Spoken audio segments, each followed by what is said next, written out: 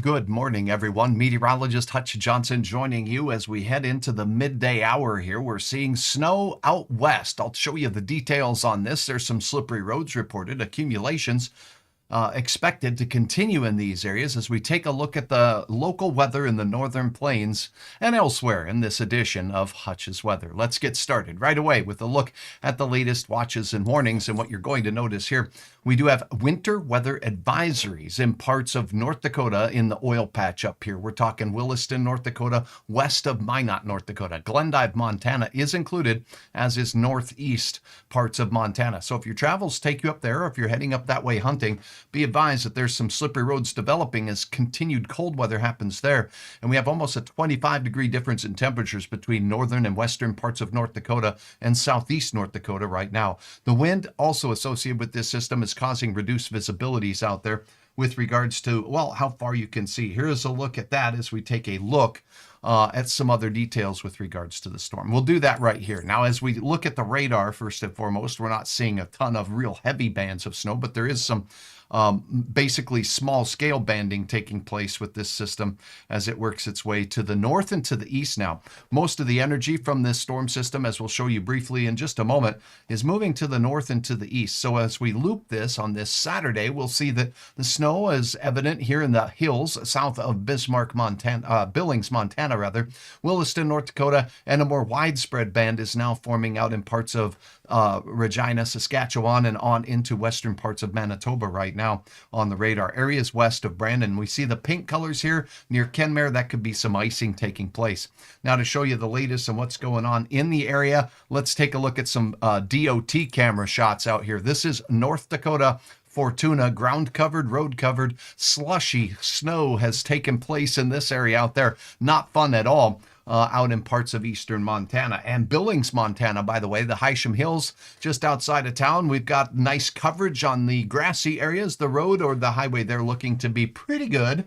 Wolf Point, Montana. This is northeast Montana up along Highway 2, just west or a little ways west of the North Dakota border. Complete coverage of snow. We do have some slush on the area roads out there as well. And Glendive, Montana, near Interstate 94. It is on Interstate 94, but essentially this is Highway 200 north of town.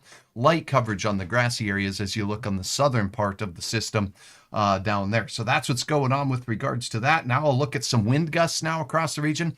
These wind gusts are heading out in the area of snow upwards of 35 miles per hour in Plentywood, Montana. Some of the stronger gusts are on the west side of the storm. They're from the north and east, and those are going to be driving some of that snow and the cold temperatures that they have there as well. We have less wind here near the center of low pressure as the winds are switching direction. Out on this side of the storm, we have those winds coming at the Red River Valley in North Dakota from the south, and they're quite gusty, almost 40 miles per hour. So it makes it difficult for hunting out there across Minnesota with some gusts hitting that range near 40 miles per hour in Otter Tail County, Cass and Clay County, as well as Polk County, Minnesota, behind my melon here, south and to the east of Grand Forks, North Dakota. Now let's take a look at those temperatures, shall we, in this same zone. Up where we have the snow aplenty up there, Plentywood, Montana, 30 degrees. Your temperature's in the 20s. Now this is with a 30 mile per hour wind and gusts over that at times. That's driving some pretty cold temperatures and cold wind chill as well. Taking a look elsewhere, that temperature rises from the mid-20s to 54 degrees in Aberdeen, South Dakota. So the heat is on down here. Grand Forks even near 50 degrees as we head into the midday hour here across the region. So that is a look at that. Now let's take a quick peek at the forecast. Where's this puppy going? We're going to focus on the northern plains where the action is with this snow system, and then we'll look at a quick brief look across the nation as well. Here's your northern plains view of this storm, and this model run just coming in. So I'm going to go back just to one model run and show you that as we go through the morning here, you're looking at a time frame of midday. The snow will be drifting. Look at this low drifting more east and then north. So this model says that there could be a band of higher intensity snowfall that tracks right along the northern reaches of North Dakota. It does not impact Interstate 94, and it does not really truly impact Highway 200, although we did see some evidence of that. So that's a look at this neck of the woods and the forecast as we head into the overnight hours and into Sunday morning. this low pressure system will bring its winds. Now, our winds here in the Red River Valley in northern North Dakota will shift from these gusts to 40 miles per hour from the south to a cold northwesterly one that will cool us off a bit as we head into your morning and day on Sunday. So keep that in mind. Now let's take a look at the national picture. We're going to go ahead and take a look at just the next 24 hours here, and we're looking with this high resolution model. So we'll do the same thing, and we'll take a look elsewhere around the country. Basically, on the East Coast, what we're seeing here, very quiet conditions, and that looks to continue for now as we go through the forecast period. Now, as we take a look out to the west, we got two areas of concern. Here's our little weather wiggle, a weak storm system that developed in the mountains of Wyoming and Montana. So it's a Lee trough type of a low pressure system that forms here. These are usually in their juvenile or early stages when they work their way in and off the Rockies, and usually bring more blow than snow, more wind as they work right out. But as they move off to the east, sometimes they can enhance and increase in intensity. So this storm will be moving off to the northeast, the Pacific Northwest. You have something on your radar, pun intended, as well. Here's a look at the forecast. Now I'm going to go back to the last model run and take a peek at the forecast for this. So there's our low moving out of the northern plains, kind of driving up into the Winnipeg area, Lake Winnipeg area, and look at what makes its way into the Bitterroots and also the Cascades. Heavy rain on the Pacific Northwest from Oregon right into the coastal areas of Washington state. Will have mountain snow taking place, pushing its way into western Idaho. By the time we get to, you subtract 6 hours from this, this will be around that midnight hour tonight on this Saturday. And then overnight, that system will continue to trek its way eastward, developing more. This low down here, way to the south, is going to be the story next week as it moves through the southern plains, out of the southern Rockies, and right up into the northern plains, with a chance of much needed rainfall for some, and we could see some significant wind and snow from that puppy as we head into next week. Now, we'll take a look at a couple of DOT sites here and show you road conditions as well in the northern plains with our system so that you can get the latest. Let me see if there's any questions here. It looks like we're pretty quiet with regards to that. I'll take a look on my other channels here. Thanks for watching. It looks like Trodenheiser, thank you. Rain has changed to snow in Watford City. D, thank you. Good to see you on board as well. Thanks for watching.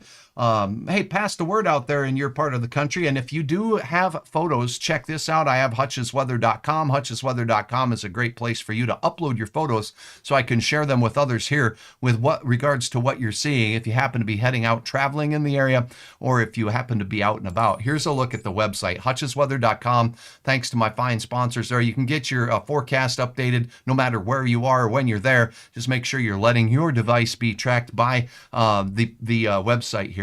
Interactive radar showing that the brunt of this storm, look at this as we look out towards Dauphin, this storm system really putting down some heavier precipitation there. And then you can actually point, zoom, tilt all you need to on the radar. And it works nationally as well, showing the system making its landfall out near Vancouver and Victoria, out off the Pacific Northwest and in the Pacific. So that's what's going on there. But way down at the bottom of the page is where you can upload and view area photos. So when you push that button, you're going to be taken to this page and you'll be able to pick and choose between the awesome sites across the valley. Here was one uploaded earlier today. Thank you so very much for sharing this view from the Cullum area.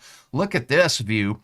Justin capturing some fog earlier about 5 o'clock after a beautiful evening sunset. Now some late evening fog. So that was updated last night. Thanks so very much. And from the fields out there, this one in the Cullum, North Dakota area, Herman sharing a shot from the scope of the rifle of that setting sun, and that was on your Friday evening as well. Speaking of that full moon, check out this view from the skies of North Dakota in South Fargo. Tracy sharing this one. So if you do happen to be out and about, that's one place where you can pass and share that information along. We're going to look at Montana roads first real quickly. This is where the brunt of the action is taking place, and this will help us take a peek at the road conditions for travelers. We do have some unsettled unsettled and covered roads showing up out here, snow and scattered snow as we look from the Lewistown, Montana area. So that is a look at what's going on there. Now, as we get into northeast North Dakota, out of the Billings area, there's also some tough conditions south of Billings as you go outside of Laurel and out towards the Red Lodge area. It looks like we may even have a road closed up there on 212 outside of Red Lodge as you get into the Beartooth area. And as we look out into the eastern plains of northeast Montana, many of these roads are showing this purple color here, and this is the Flaxville area. This is along the outside of Plentywood that we were showing you earlier. Here's a look from the Flaxville camera as we take a look. Now you can see this is no fun, and there's some significant snow starting to pile up on the area roads there. The National Weather Service is forecasting upwards of 2 to 4 inches, with isolated places seeing more snow than that as a result of the banding that we were showing you on the radar sites. Northern Grace, hi from the FM area. Is there a possibility the system is coming next week? There is a system that we're watching for next week that could bring some more widespread snow, but it's a little early to tell, and some of the models are drifting this one more quickly up into Canada, and other models have it leaning into the Great Lakes, which would impact our snowfall amounts. Wonderful question, Northern Grace. Thank you very much. Paige West, I cannot see your message, but thank you for watching. I sure appreciate you as well. Now, let's take a look at some other cameras that we have going on in the area in northeast Montana. Now, let's get back down a little bit closer to, say, Poplar, Montana, okay? That is between Culbertson and Wolf Point, and you can see here that things are a little bit quieter in Poplar, Montana in the midday hour. Just maybe a hint that there was some moisture and some wet flakes falling in that particular area. You get a little closer to Fort Peck out here, and we start to see more low clouds and wet roads there, so not really snow impacts in that particular area. But you get up north here, near north of Wolf Point, rather, and this is basically the McDonald's, Montana area on Highway 13. And again, that's some pretty heavy duty snow there. This should be exiting northeast Montana, but the northwest winds will take hold and cool things off. North Dakota roads look like this as we take a quick peek, and it's only the westernmost reaches. Now on Interstate 94, if you happen to be traveling, take a look at this. This is Beach, North Dakota, right when you get out toward the Montana border out there. So we're not seeing any snowflakes stuck on the ground there, but certainly some signs of some rain. Let's go check out the Medora camera here a little bit farther to the west, and there's a little rise in elevation as you go out that way, right? And it looks like we've got just some wet roads out there, but no snow on the area roads on Interstate 94. So this is impacting places north towards Watford City. Here's a look at Watford City, and indeed we do have some snow on the side of the road, reduced visibilities, and not really slippery spots yet, but as temperatures fall tonight with those north winds taking hold, I expect to see a little bit of a potential for that. That is your update. I'm meteorologist Hutch Johnson. I sure appreciate all of you checking out the weather with me here. If you've liked what you've seen and you're watching on my YouTube channel, I could sure use folks giving me the old thumbs up, and I'd love to have you subscribe on the YouTube channel. It's a wonderful place to meet. Thank you very much. I appreciate you, Northern Grace. I'm glad that you enjoyed the stream. Thank you for your comments. If you do have a question about anywhere else nationally or whatnot, I can take a quick look at that for you too. I love this to be a two-way street with regards to your weather. As I take a look now at the national radar, we do see the West Coast getting their system making its way in off the Pacific Northwest. We have some unsettled weather developing south of Omaha here, as we see working its way into parts of eastern Nebraska with some heavier bands of rain, kind of mirroring the interstate from Beatrice all the way down to Salina, Kansas. Now, as we look into the mountains of Wyoming, there's some impacts, and it looks like we got a snow squall warning maybe right along the highway interstate outside of Rawlins and Laramie. So University of Wyoming country out there, cowboy country. Let's take a look at what this thing says here. This is let me go ahead and stop the looping so we can get the latest advisory information from this one. And this is a snow squall warning. What is a snow squall? It is think of this as almost like a convective, very heavy, brief band of snow and wind that causes zero visibility. These can be very dangerous, and you can be driving along, maybe not crystal clear, but quiet conditions, and you hit this snow squall area and blackout material there. So if you happen to be a trucker or know someone trucking along I-80 out there west of Cheyenne, Wyoming, let them know that there's a snow squall warning out there, and that it means that there could be a band of very, very heavy snow taking place out there on the outside of Elk Mountain to the west of Laramie right now, and that snow squall is not showing up on the radar. We've got the radar turned on here, but in the mountains, sometimes those radars can't pick up what's going on in the valleys behind where the radar is. The radar is actually located just near the Cheyenne area. So as we take a look at that, that's one thing that's a highlight across the national weather, kind of an interesting thing. And for some parts of the country, snow squall warnings are new and they have not been regularly used. So there's something new there.